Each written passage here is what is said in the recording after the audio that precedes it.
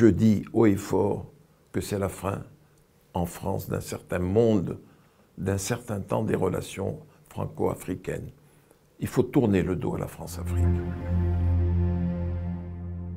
Robert Bourgi, bonjour. Bonjour, monsieur. Vous venez de publier vos mémoires, oui, intitulés « Ils savent que je sais tout, ma vie en France-Afrique » aux éditions Max Milo. Dans cet ouvrage, vous abordez évidemment votre vie, vos rapports avec votre mentor, le gaulliste Jacques Foccart, l'ensemble des missions effectuées pendant près de 40 ans pour le compte de hauts dignitaires africains et français, parmi lesquels les principaux ténors de la droite, de Jacques Chirac à Nicolas Sarkozy, en passant par Dominique de Villepin, Claude Guéant et François Fillon.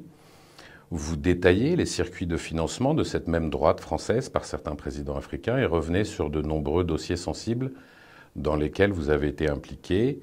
Et vous évoquez enfin la personnalité et la psychologie d'un certain nombre de chefs d'État du continent, de Félix Houphouët-Boigny et Laurent Gbagbo, Abdoulaye Wade et Macky Sall, Blaise Compaoré, Mobutu, Eyadema, Pascal Lissouba, Denis Sassou Nguesso et surtout Omar Bongo et Ali Bongo.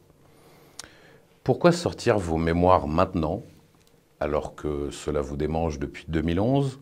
Un homme pour lequel j'ai véritablement la plus grande admiration et la plus grande affection. Omar Bongo Ndimba, en 2009, m'avait dit, maman Edith s'éteignant peu à peu, la douleur étant très grande, et lui aussi étant malade, ce que ses proches savaient, il m'a dit, fiston, tu as vu combien j'ai été plus ou moins ignoré par la droite, et tu sais, toi, mieux que personne, tout ce que j'ai fait pour la droite française depuis Pompidou.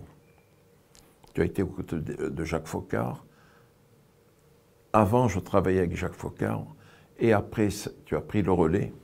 Tu sais tout ce que j'ai fait. Et le moment venu, je te demande une chose.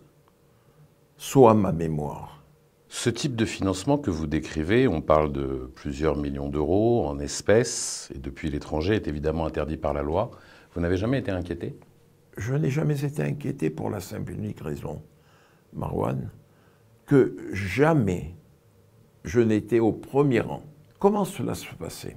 Vous êtes un homme qui connaît parfaitement, aussi bien, voire mieux que moi, les arcanes de la politique franco-africaine. M. Chirac me faisait venir à la mairie de Paris, du temps où j'étais professeur à la faculté de droit d'Abidjan entre 81 et 86. Il me faisait venir à la mairie de Paris du temps où il était à Matignon, et il me faisait venir à la mairie de Paris du temps où, ayant quitté Matignon, il était redevenu simplement maire de Paris. Et soit avec M. Foccart, soit seul, il me faisait comprendre qu'il avait besoin de l'aide d'Omar, de Denis, de Blaise, pour soutenir son action politique. J'allais voir ces chefs d'État, je discutais avec eux, je leur apprenais rien, c'était dans le mécanisme habituel. Ils venaient, soit on me contactait à la fac chez moi à Abidjan, soit on venait me voir à la maison à Paris. Je prenais rendez-vous avec telle ou telle personnalité, l'émissaire arrivait, dans la voiture diplomatique, CMD, 43 par exemple pour le Gabon, et nous partions à la mairie de Paris, à Matignon ou à l'Élysée. Et le messager que j'introduisais était porteur.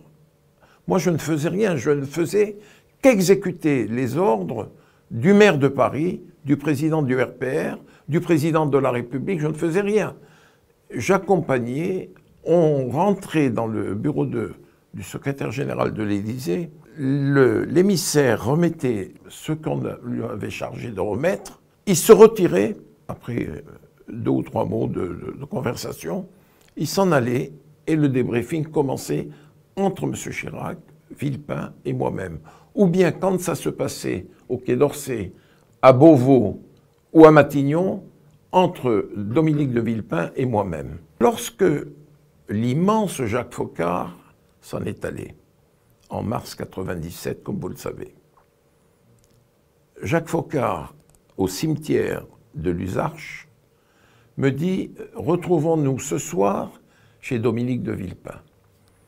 avec lequel, depuis 1995, je correspondais, avec lequel je parlais au téléphone, auquel j'envoyais des notes, mais que je n'avais jamais vu. Et nous nous retrouvons chez Villepin le soir. Bonjour Bourgie, bonjour Monsieur de Villepin, et tout, et tout. Arrive Jacques Chirac, encore très ému, moi dévasté. Je n'ai pas pu retenir mes larmes dans le bureau de Villepin, quand il s'est mis à parler de Foccart, de ses années ensemble. Et il m'a dit, Robert, cette maison est la vôtre. C'est-à-dire que le réceptacle, c'était le bureau du secrétaire général de l'Élysée. Il se trouve que c'était de Villepin. Ensuite, au Quai d'Orsay. Toujours la parole de Jacques Chirac. Et moi, je n'ai jamais été inquiété. Je n'ai jamais porté ne serait-ce qu'un sou. On a du mal à croire que tant de personnalités de droite aient profité des largesses de Bongo, Sassou, Wade ou d'autres, sauf Nicolas Sarkozy, dont on sait que c'est votre ami, ce que vous dites dans vos mémoires. C'est mon ami, et je vais vous répondre très franchement, en mon âme et conscience. En septembre 2005, j'ai eu une grosse engueulade avec Villepin dans le pavillon de musique. Il m'avait demandé de passer, et pour la première fois, il me recevait au pavillon de musique. Il est arrivé 15 minutes après, en jogging, suant. Je lui ai dit, mais ce n'est pas une manière de me recevoir, Dominique. Il me dit, je viens de faire mon jogging. Et tout de suite, il me dit, les juges sont sur toutes les affaires de la France-Afrique. Ça sent le soufre, l'argent de Bongo, de Sassou, ça sent mauvais. Il faudrait qu'on arrête de se voir. Et le Méditerranéen que je suis a immédiatement explosé. Je lui ai dit, seulement l'argent que vous avez eu depuis tant et tant d'années, lui ne sentait pas mauvais. Bon, puisque c'est ça, je m'en vais. Je me suis levé, Marouane. Et le tempérament, enfin, beaucoup de gens savent qu'il ne faut pas trop me chercher. Je suis sorti dans le parc, je me suis dirigé vers la rue de Babylone. Il m'a couru après, je lui ai dit, vous m'emmerdez, Dominique. Vous m'emmerdez. 2 jours après, je recevais un coup de fil du secrétariat de Nicolas Sarkozy à Beauvau, me fixant le rendez-vous. J'ai vu Nicolas. Ah, les Chiraciens te traitent comme ils m'ont traité. Ils se servent de toi, ils te jettent. Qu'est-ce qui s'est passé? Je lui ai raconté. Il me dit, écoute-moi bien, tu es le bienvenu ici, c'est la maison, je te connais depuis tant et tant d'années, tu es un homme de fidélité, je sais tout ce que tu as fait pour le patron, au RPR et tout, mais moi, Robert, j'ai une chose à te dire, je ne veux pas un sou. Je ne veux pas un sou. Était présent Claude Guéant, dont j'ai fait la connaissance, et à ce moment-là arrive Cécilia, et elle a assisté tout le monde a assisté à l'entretien. À la fin de l'entretien, Sarkozy m'accompagne jusqu'au parking. Il me dit, c'est bien retenu, Robert, pas un sou. Et j'ai une chose à te dire. J'ai un conseiller Afrique qui s'appelle David Martinon, qui est un homme de fidélité aussi, mais meilleur connaisseur de l'Afrique que toi, il n'y a pas. Je serais tellement ravi de pouvoir bénéficier de tes notes et tout, mais ici, c'est ta maison. Quels sont les chefs d'État africains qui vous ont le plus marqué par leur leadership, leur intelligence? Il est difficile de ne pas dire Houphouët-Boigny, que j'ai vu une dizaine de fois. C'est un homme auquel le général de Gaulle, si avare en compliments, avait rendu cet hommage, cerveau politique de premier ordre. Et quand on était en face d'Houphouët, je vous assure, on se sentait tout petit. Et il avait une manière de parler, il vous susurrait à l'oreille. Il fallait être très attentif à ce qu'il disait. Mais tout ce qu'il disait était marqué du sceau de la vérité. Mais celui qui, véritablement, du fait que j'ai été très très proche de lui, je ne pense pas qu'il puisse être, que quelqu'un puisse dire qu'il était plus proche que moi de lui, c'est Omar Bongo Ondimba. Il avait une connaissance de la vie politique française et africaine remarquable. Il avait une autorité naturelle. Il avait cette faconde, ce sens de la... comment vous dire? Des mots, et il plaisantait et tout. Et surtout, il avait un carnet de relations, pas simplement africain, pas simplement français, mais mondial, mondial.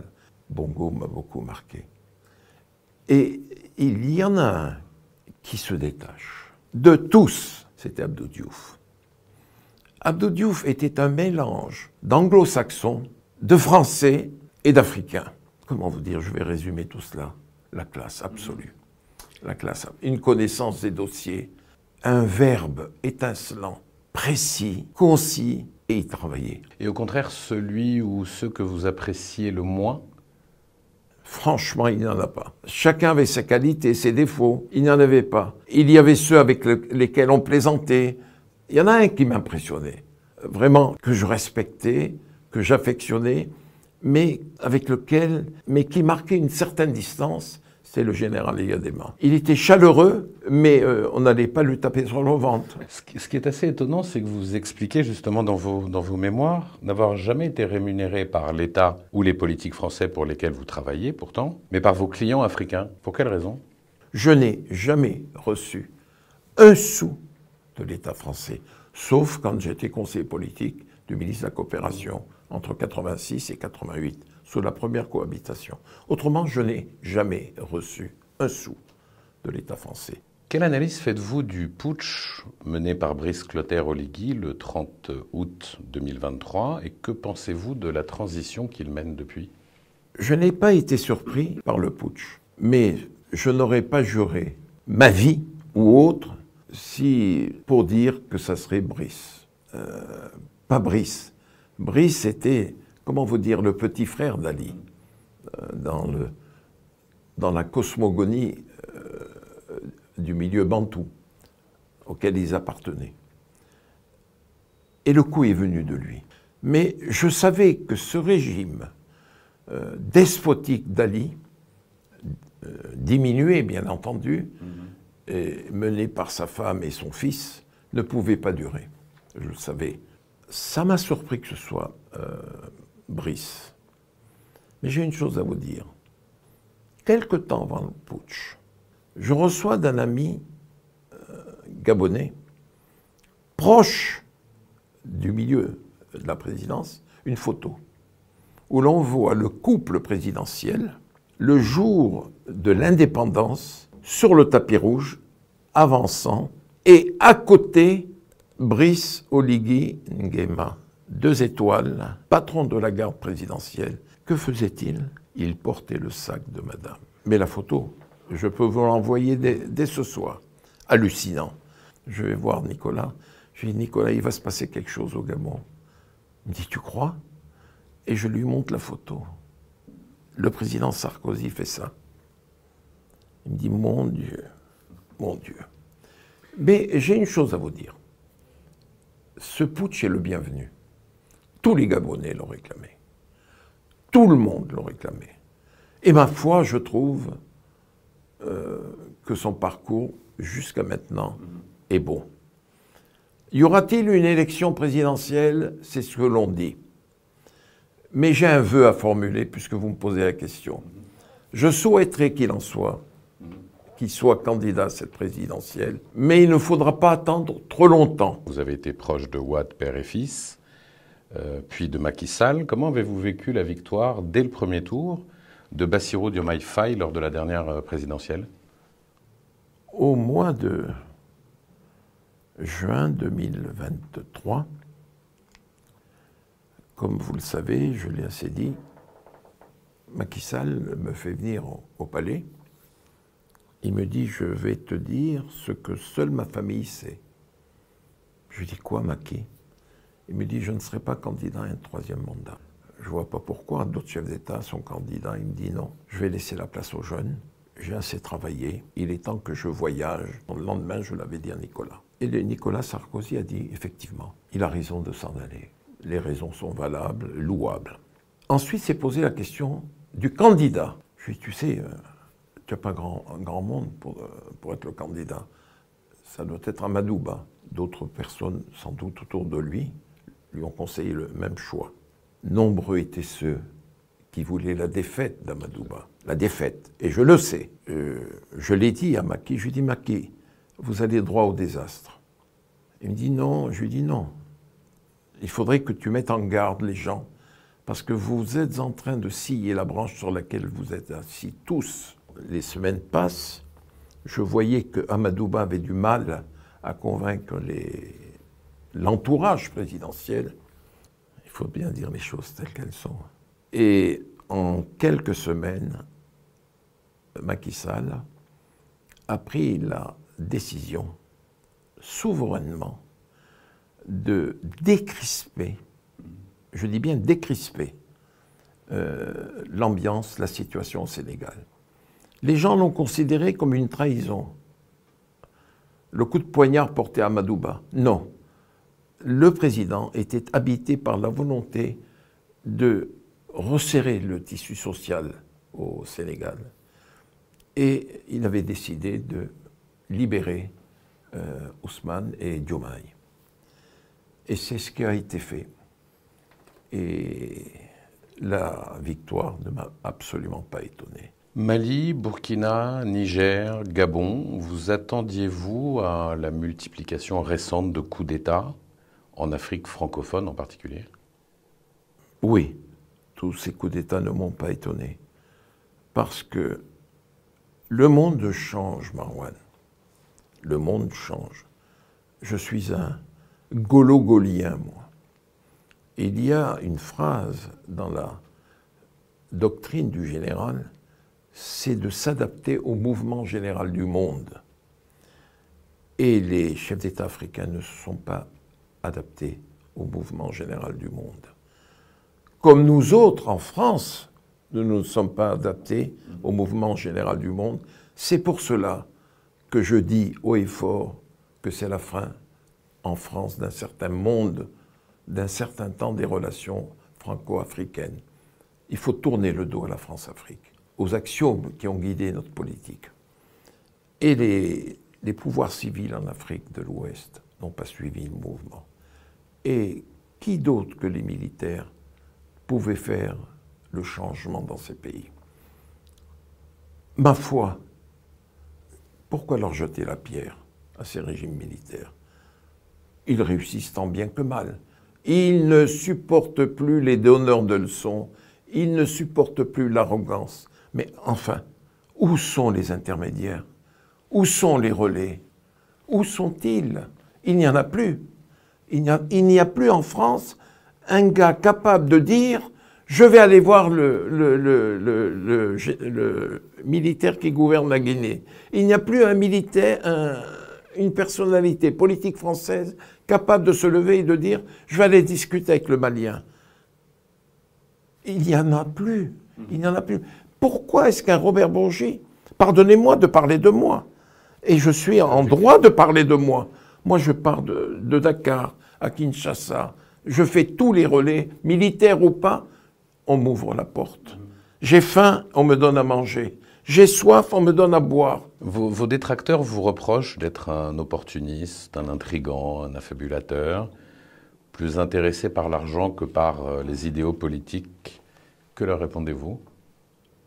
Je leur dis ceci, d'aller voir mon casier judiciaire, qu'ils trouvent simplement une garde à vue, une perquisition, un passage chez un juge d'instruction.